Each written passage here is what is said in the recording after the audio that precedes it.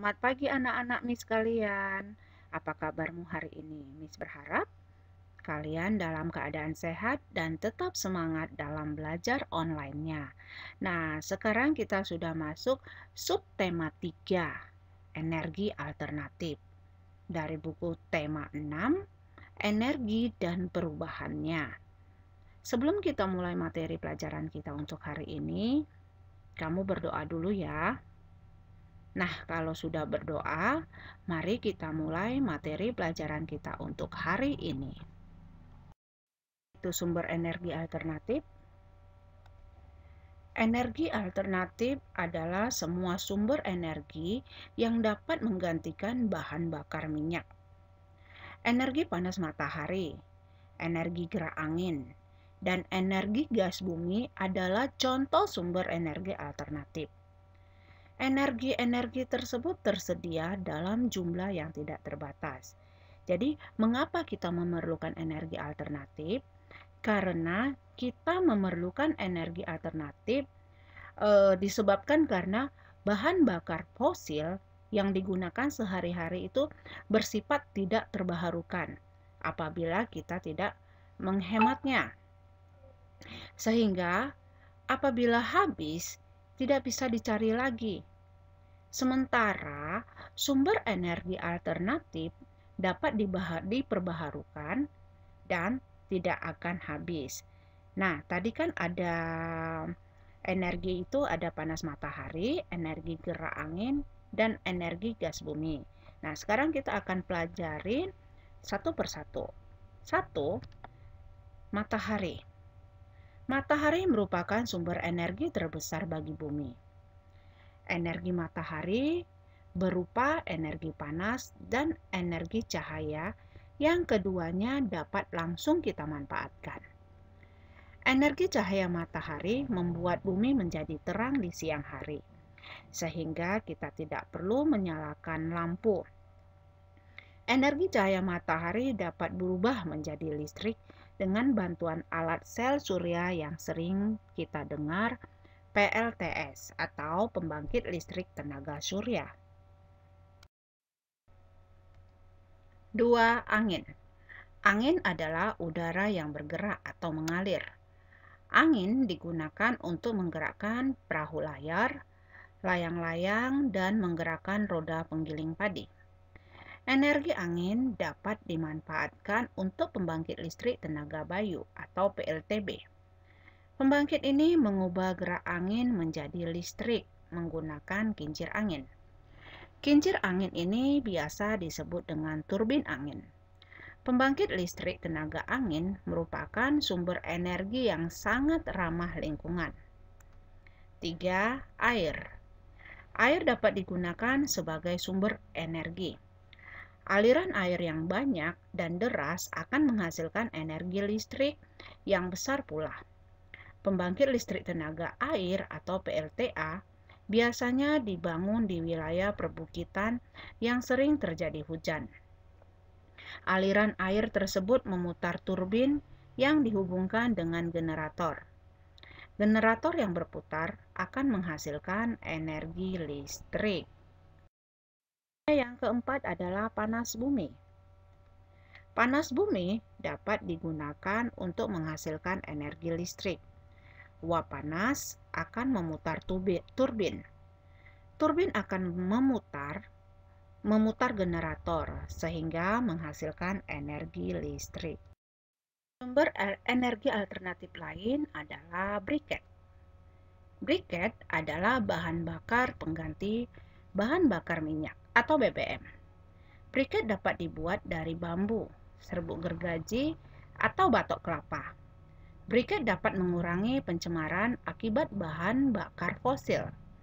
Briket mudah terbakar, tetapi briket tidak cepat habis. Penggunaan briket dapat mengurangi sampah. Selanjutnya adalah biogas.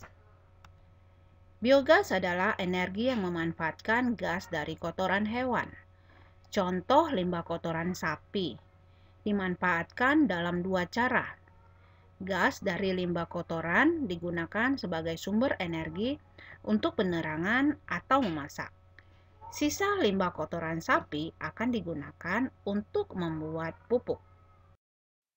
Energi alternatif juga memiliki yang namanya keuntungan dan kerugiannya. Nah, sekarang perhatikan tabel di bawah ini. Apa saja keuntungan penggunaan energi alternatif? 1. Lebih bersih dan tidak mencemari lingkungan. Yang kedua, tidak akan habis jika dipakai terus-menerus. Dan yang ketiga, berasal dari alam. Keempat, energi yang dihasilkan sangat besar. Dan yang kelima, mengurangi kerusakan lingkungan. Sedangkan kerugian penggunaan energi alternatif itu antara lain: 1. Bergantung pada musim. Yang kedua, membutuhkan teknologi yang tinggi. Dan yang ketiga, membutuhkan biaya yang besar untuk memperolehnya. Nah, sekarang kerjakan dari LKS halaman 52 dan halaman 56. Sekarang kita masuk ke materi PPKN, mengenal hak dan kewajiban saat bermain. Di pembelajaran sebelumnya kita sudah belajar tentang hak dan kewajiban. Nah, sekarang Miss mau ingatkan kembali ya, hak itu adalah sesuatu yang mutlak menjadi milik kita dengan penggunaannya tergantung kepada diri kita sendiri. Sedangkan kewajiban adalah sesuatu yang dilakukan dengan penuh tanggung jawab. Nah, sekarang kita akan mengenal hak dan kewajiban saat bermain. Bermain itu merupakan salah satu bentuk hak seorang anak. Sedangkan kewajiban seorang anak adalah membagi waktu bermain dan belajar dengan benar. Apa saja kewajiban terkait dalam bermain? 1. Menaati peraturan saat bermain. 2. Antri dalam bermain. 3. Merapikan kembali alat permainan yang digunakan. Itu adalah kewajibanmu terkait dalam bermain. Sedangkan hak kita terkait dalam bermain adalah: 1. Mendapatkan perlakuan yang secara adil. 2. Menggunakan alat permainan saat bermain. Dan 3. Mendapat kesempatan dalam bermain. Nah, itu adalah hak dan kewajiban yang dapat kita peroleh saat kita bermain. Kewajiban menjaga kelestarian energi alternatif. Menjaga kelestarian sumber energi merupakan kewajiban kita semua. Misalnya, menjaga kelestarian air. Air tidak hanya dimanfaatkan oleh manusia, melainkan juga hewan dan tumbuhan. Jika sumber energi tidak terjaga, kelestariannya akan merugikan banyak makhluk hidup. Perhatikan gambar di samping. Gambar di samping menunjukkan adanya kegiatan penebangan hutan secara liar. Penebangan hutan secara liar dapat mempengaruhi air tanah. Jika pohon ditebang, maka tidak ada lagi yang menyerap air dalam tanah. Akibatnya, air tanah akan berkurang. Melakukan penebangan liar termasuk perbuatan tercela. Kewajiban yang kita lakukan adalah melarang penebangan secara liar dan melakukan reboisasi. Reboisasi adalah kegiatan penanaman kembali. Dengan menanam kembali pohon-pohon yang tumbuh, akan menyerap air ke dalam tanah. Air tanah pun tetap terjaga. Kewajiban menjaga lingkungan. Sampah dan bahan sisa adalah bahan dasar pembuatan briket. Jika sampah dapat dimanfaatkan sebagai bahan bakar pengganti BBM, sampah di lingkungan kita jumlahnya bisa berkurang. Lingkungan yang bersih sangat baik untuk kehidupan. Cara mengurangi sampah. 1. Menggunakan botol minum yang dipakai berulang. 2. Membawa tas keranjang sendiri saat belanja. 3. Menghabiskan makanan yang diambil. 4. Mengganti pemakaian tisu dengan sapu tangan. 5. Membuang kertas jika kedua sisi telah digunakan. Nah, itulah cara kita mengurangi sampah yang dapat kita lakukan. Kita akan membandingkan dan mengurutkan waktu lama kegiatan. Lama waktu kegiatan dapat ditentukan dengan membuat selisih dari waktu selesai kegiatan dengan waktu mulai kegiatan. Lama waktu sama dengan waktu selesai dikurang waktu mulai. Kita juga dapat membandingkan lama waktu dari setiap kegiatan. Dari hasil membandingkan tersebut, kita dapat mengurutkan waktu kegiatan. Kita dapat mengurutkan waktu kegiatan dari yang paling sebentar atau yang paling lama. Perhatikan contoh berikut. Pada tabel terdapat beberapa kincir angin yang dimainkan oleh Jane, Jason, dan Quina. Ya, kincir angin milik Jane mulai berputar pukul 16:05 atau pukul 4:05 menit. Sedangkan waktu selesai itu pukul 16:25 menit. Lamanya kegiatan kincir angin Jane berputar adalah 20 menit. Sedangkan kincir angin milik Jason, waktu mulai itu pukul 16:10 menit. Waktu selesai pukul 16:20. Jadi lamanya kegiatan kincir angin milik Jason berputar adalah 10 menit. Sedangkan kincir angin milik Quina waktu mulai dimainkan adalah pukul 16:15 menit atau pukul 4:15 menit. Waktu selesainya pukul 16:40 menit. Lamanya kegiatan kincir angin Quina berputar adalah 25 menit. Berdasarkan tabel, kincir angin yang paling lama berputar adalah milik Quina. Nah, sekarang kita urutkan ya, dari paling yang lama sampai paling sebentar kincir anginnya yang berputar. Urutan nama anak yang kincir anginnya berputar paling lama adalah Quina, Jane, dan Jason. Sekarang kita akan menentukan waktu sebelum dan sesudah dalam suatu kegiatan. Ayo perhatikan persamaan berikut. Waktu sebelum sama dengan waktu sesudah dikurang lamanya waktu. Sedangkan waktu sesudah sama dengan waktu mulai ditambah lamanya waktu. Nah, sekarang perhatikan contoh berikut.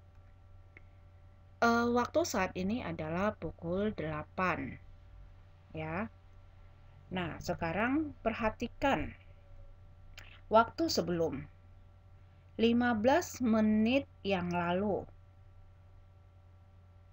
Berarti 15 menit sebelum pukul 8 adalah pukul 7:45 menit. Nah, sekarang perhatikan kembali waktu sesudah. 15 menit kemudian. Berarti 15 menit setelah pukul 8.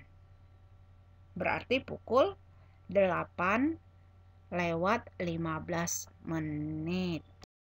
Rahel dan Michaela membuat kincir angin kecil bersama. Saat ini pukul 16:15 menit atau pukul 14:15 menit. Dan mereka sudah mulai membuatnya 1 jam yang lalu. Pukul berapakah Rahel dan Michaela memulai membuat kincir angin? Nah, penyelesaiannya tadi waktu mulai itu pukul 16:15 menit. Dikurang 1 jam sama dengan pukul 15:15 menit. Jadi, Rahel dan Michaela mulai membuat kincir angin pada pukul 15:15 menit. Nah, tugas dari LKS halaman 61 sampai 62 dan halaman 64. Sekarang kita akan belajar tentang menghias gambar layang-layang.